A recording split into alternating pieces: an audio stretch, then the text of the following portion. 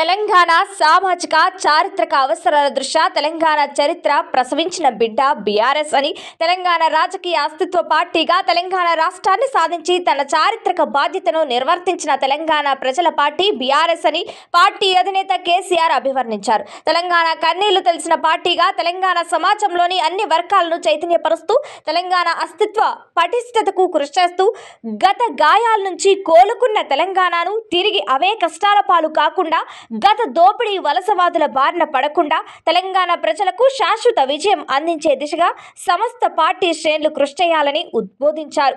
పార్టీని గ్రామ స్థాయి నుంచి రాష్ట్ర స్థాయి దాకా పటిష్ట నిర్మాణం చేసి అటు పార్టీ విజయాన్ని ఇటు తెలంగాణ ప్రజల శాశ్వత విజయం కోసం సమాంతరంగా పనిచేయాలని పిలుపునిచ్చారు. బీఆర్ఎస్ ఆవిర్భవించి 25వ సంవత్సరంలోకి అడుగు పెడుతున్న నేపథ్యంలో రజతోత్సవాలను ఏడాది పాటు నిర్వహించాలని దిశానిర్దేశం చేశారు. పార్టీ కమిటీలు అనుబంధ కమిటీలను సంపూర్ణంగా వేసుకుందామని తెలిపారు. తెలంగాణ భవన్లో బీఆర్ఎస్ అధినేత కేసీఆర్ అధ్యక్షతన పార్టీ విస్తృత స్థాయి సమావేశం జరిగింది. పార్టీ వర్కింగ్ ప్రెసిడెంట్ కేటీఆర్ తో పాటు పార్టీ రాష్ట్ర కార్యవర్గం, జిల్లా అధ్యక్షులు, ప్రస్తుత మాజీ ఎంపీలు, శాసన మండలి సభ్యులు, శాసనసభ్యులు, మాజీ మంత్రులు, కార్పొరేషన్ మాజీ చైర్మన్లు, జెడ్పీ మాజీ చైర్మన్లు, డీసీసీబీ, డీసీఎంఎస్ అధ్యక్షులు, పార్టీ నియోజకవర్గ ఇన్ఛార్జ్లు, బీఆర్ఎస్ నేత వంశీధర్ రావు, ఇతర ముఖ్య నేతలు హాజరయ్యారు. సమావేశ ప్రారంభం నుంచి కేసీఆర్ దాదాపు 2 గంటల పాటు ప్రసంగించారు. తెలంగాణ చారిత్రక, సామాజిక, సాంస్కృతిక, రాజకీయ పరిణామ క్రమాన్ని వివరించారు.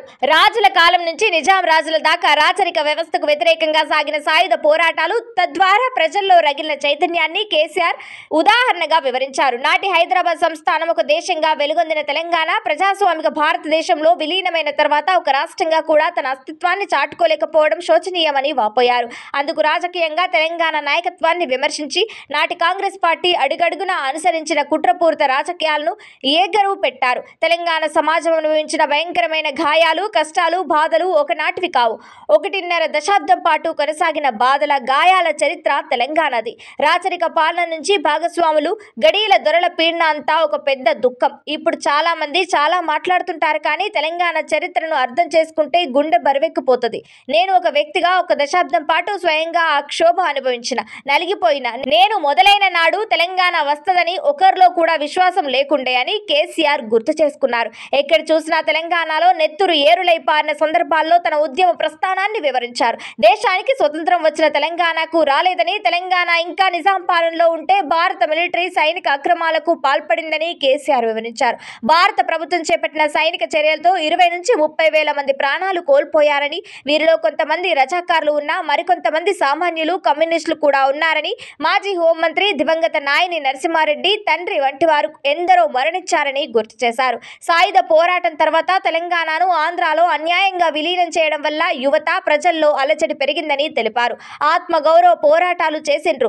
ఇడ్లీ సాంబార్ గో బ్యాక్ వంటి అనేక ఉద్యమాలు మొదలైనాయి. తెలంగాణకు ప్రత్యేక రాష్ట్రంగా కొనసాగే అన్ని అర్హతలు ఉన్నాయని మొదటి రాష్ట్రాల పునర్విభజన సంఘం స్పష్టం చేసింది అని గుర్తు చేశారు. ఫజల్ ఆలీ కమిషన్ సిఫార్సులకు తుంగలో తొక్కింది నాటి కేంద్రంలోని కాంగ్రెస్ ప్రభుత్వం.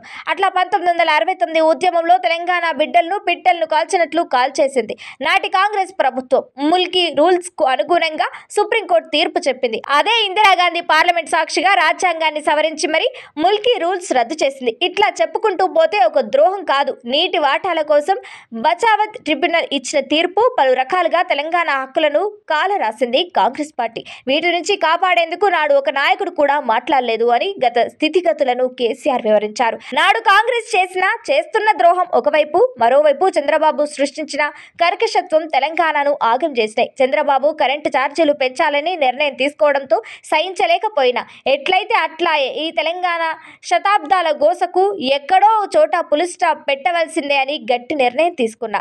ఒకటిగానే బయలుదేరిన 1999-2000 సంవత్సరం నుంచి మొదలైన నా తెలంగాణ ఉద్యమ ప్రస్థానం 25 ఏళ్లకు చేరుకున్నది అని కేసీఆర్ వివరించారు. తెలంగాణ సాయుధ ద్వారానే మన కష్టాలు తీరుతాయని టీఆర్ఎస్ పార్టీ పెట్టిన నాడు నాకు ఆఫీస్ కూడా దొరకనియలే. కొండా లక్ష్మణ్ బాపూజీ తన నివాసం జలదృశ్యంలో ఆఫీస్ ఇస్తే దాన్ని కూల్చివేసింది నాటి ప్రభుత్వం అని గుర్తు చేశారు. కానీ ఇవాళ తెలంగాణ గర్వించే వేదికగా ఈ తెలంగాణ భవన్ ను ఏర్పాటు చేసుకున్నామని, దీంతో పాటు రాష్ట్ర వ్యాప్తంగా 1-2 జిల్లాల మినహాయిస్తే అన్ని జిల్లాల్లో బీఆర్ఎస్ కార్యాలయాలు నిర్మితమయ్యాయని చెప్పారు. బెల్లం చుట్టూ ఈగలు వాలినట్లుగా కొంతమంది సన్ఫ్లవర్ల లెక్క తిరుగుతుంటారని పార్టీ ఫిరాయించిన ఎమ్మెల్యేల తీరుపై కేసీఆర్ నిప్పులు చెరిగారు. పార్టీ ఫిరాయించిన ఎమ్మెల్యేలు ప్రాతినిధ్యం వహిస్తున్న నియోజకవర్గాల్లో ఉప ఎన్నికలు పక్కాగా వస్తాయని న్యాయ నిపుణులు చెప్తున్నారని, ఈ నేపథ్యంలో ఆయా నియోజకవర్గాల్లో పార్టీ శ్రేణులు కార్యాచరణను సిద్ధం చేసుకోవాలని ఉద్బోధించారు. 2001 ఏప్రిల్ 27న పార్టీ ప్రారంభించే ముందే ఉద్యమ ప్రస్థానం ఎలా ఉండాలి, రాజకీయ పార్టీని ఎలా నడపాలి, తెలంగాణ ఎలా సాధించాలన్న దానిపై అనేక సమావేశాలు పెట్టుకున్నాం. 27 మీటింగ్లు పెట్టుకున్నాం. అనేక వర్గాలతో సమావేశాలు నిర్వహించినాం. ఉద్యమం అంటే అనుమానాలు వ్యక్తం చేసేవాళ్ళు, నిరాశ నిస్పృహలతోనే ఉండేవారు. అలాంటి సందర్భంలో అనేక చర్చోపచర్చలు జరిగినాయి. మేధావులు, కవులు, కళాకారులు, ఉద్యోగులు, జర్నలిస్టులు, రైతు సంఘాల నేతలు ఇలా అనేక మందితో చర్చలు జరిపినాం. తెలంగాణ ఉద్యమానికి దారి తెలియని సందర్భంలో పార్టీని పెట్టి ఉద్యమం చేసినాం. 2001 ఏప్రిల్ 27న తెలంగాణ రాష్ట్ర సమితిని ఏర్పాటు చేసి ఉద్యమాన్ని ఉధృతం చేస్తున్నామని కేసీఆర్ వివరించారు. తెలంగాణలో ఆనాడు ఎక్కడ చూసినా విన్నా నెత్తురు కారంది ఎక్కడా నా తెలంగాణలో, నేలకు రాలకుండా ఉన్నది తెలంగాణ జిల్లాల్లోనా అన్న పాట వినిపించేది. పోలీసులు నక్సలైట్ల ఏరివేత పేరుతో ఇళ్లలో ఉన్న వారిని కూడా తీసుకుపోయి ఎన్కౌంటర్లు చేసేవాళ్ళు. ఎన్కౌంటర్లు చేయవద్దని, ఒకవేళ పోలీసులకు ఏమైనా అనుమానాలుంటే అరెస్ట్ చేయాలని, కేసులు పెడితే కోర్టులో చూసుకుంటారని నాటి పోలీస్ అధికారులతో చెప్పిన.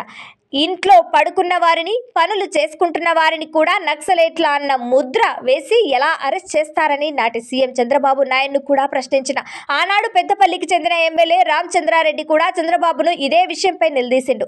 ఎమ్మెల్యే పదవికి రాజీనామా చేస్తానని కూడా చెప్పిండు అంటూ నాటి విషయాలను కేసీఆర్ గుర్తు చేసుకున్నారు.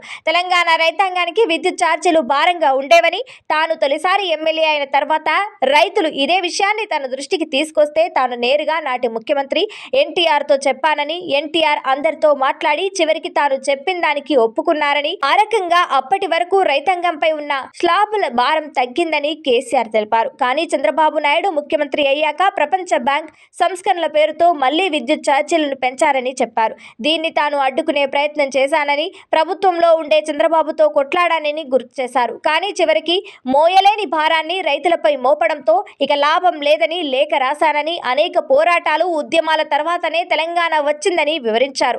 రాష్ట్రంలో ఎన్నికలు ఎప్పుడు వచ్చినా బీఆర్ఎస్ దే బంపర్ మెజారిటీ, అందులో ఎవరికి అనుమానం అక్కర్లేదని కేసీఆర్ తేల్చి చెప్పారు. కేవలం 14 నెలల కాలంలోనే కాంగ్రెస్ పార్టీ తమను మోసం చేసిందని, యావత్ తెలంగాణ సమాజం నిర్ధారణకు వచ్చిందని వివరించారు. ఎన్నికలు వస్తాయి, పోతాయి, గెలుస్తాం, ఓడుతాం. బీఆర్ఎస్ ది గెలుపోటముల ప్రయాణం కాదు, అందుకోసం బీఆర్ఎస్ పుట్టలేదు అని స్పష్టం చేశారు. తెలంగాణ సమాజం గెలుపు కోసం తెలంగాణ ప్రజల ప్రయోజనాలే పరమావధిగా పనిచేయటమే బీఆర్ఎస్ లక్ష్యమని పునరుద్ఘాటించారు. తెలంగాణ కోసం బయలుదేరినాడు ఏ లక్ష్యం కోసం చిత్తశుద్ధితో పనిచేసినామో అదే లక్ష్యం కోసం బీఆర్ఎస్ జీవితాంతం పనిచేస్తుందని స్పష్టం చేశారు.